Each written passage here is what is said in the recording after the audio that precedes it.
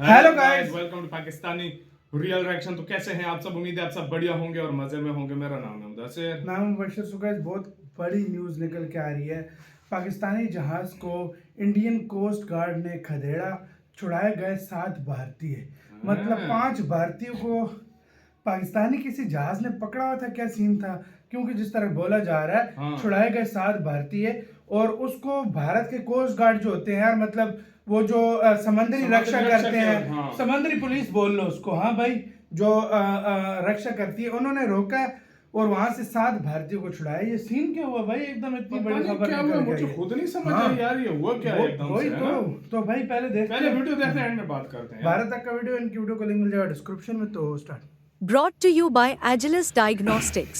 Health test की बात आती है तो मैं भरोसा करता हूँ India largest diagnostics company Agilus diagnostics. खुद को टेस्ट करते रहो। वो शिप पे वो क्या है भाई?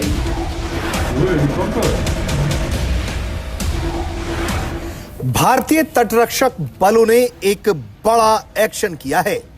खबर है कि इंडियन कोस्ट गार्ड के जहाज ने 17 नवंबर को 7 भारतीय मछुआरों को बचा लिया। पाकिस्तानी मैरीटाइम सिक्योरिटी एजेंसी का जहाज पीएमएस नुसरत इन मछुआरों को जबरदस्ती गिरफ्तार करके अपनी सीमा पर ले जा रहा था। यानी भारत और पाकिस्तान सीमा के पास से इन मछुआरों को पकड़ रहा था। 17 नवंबर 2024 की दोपहर 3:30 बजे भारतीय तटरक्षक बल के जहाज आईसीजी अग्रिम इसके पास एक इमरजेंसी कॉल पहुंची। ये एक डिस्ट्रेस कॉल थी, यानी मदद के लिए बुलावा।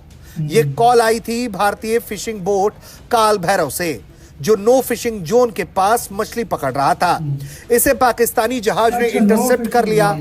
उसके बाद रोक लिया। उस पर मौजूद 7 मछुआरों को पकड़कर वो पाकिस्तान ले जाने का प्लान कर रहे थे, लेकिन आईसीजी की अग्रिम ने फुल स्पीड में जाकर पाकिस्तानी जहाज नुसरत को रोका। 2 घंटे तक चूहा बिल्ली की तरह समंदर में रेस चलती रही। इसके बाद पाकिस्तानी जहाज को कहा गया कि भारतीय मछुआरों को छोड़ दिया जाए। आखिरकार धमकी और समझाइश काम आई।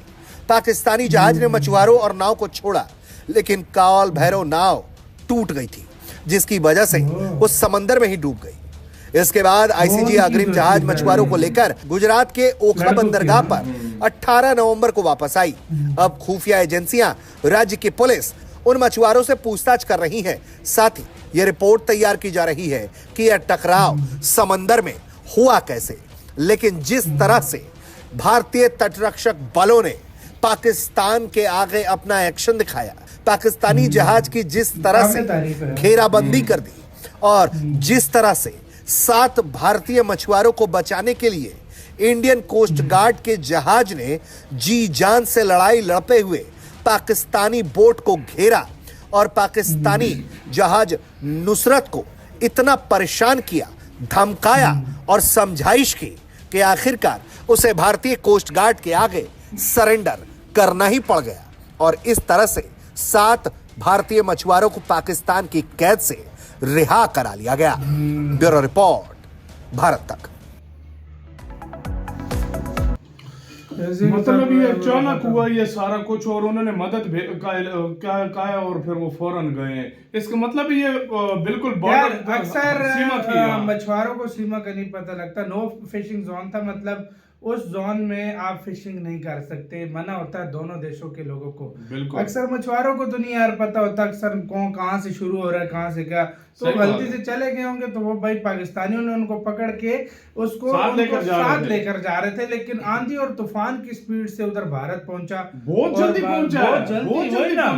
हेलीकॉप्टर भी आ गए। वही अंदाजे की बात है, हेलीकॉप्टर से हेलीकॉप्टर पहुंच गए। कितना जल्दी पहुंचा यार भारत यार, वाकई यार। मतलब भारत ने बोला 2-1 घंटे दोनों की बात हुई है, और भाई साहब भारत ने सीधी धमकी चढ़ाई है कि इनको छोड़ो, इनको तुम लेकर नहीं जा सकते। छोड़ दिया है, और साथ में ये भी कहा है कि कार्रवाई बिठाइए कि क्यों ये मसला हुआ है, वो वजह बताइए सब कुछ। लेकिन बड़ी बात है उनसे छुड़ा लिया, ये बहुत बड़ी बात है। वो शिप जो है वो डूब गई है, नहीं तो पता भी लग जाता। लेकिन भाई देखा जाए तो शिप उनका नुकसान तो हो गया, लेकिन चलो यार अपनी जान बच गई, नुकसान का क्या होता है भाई।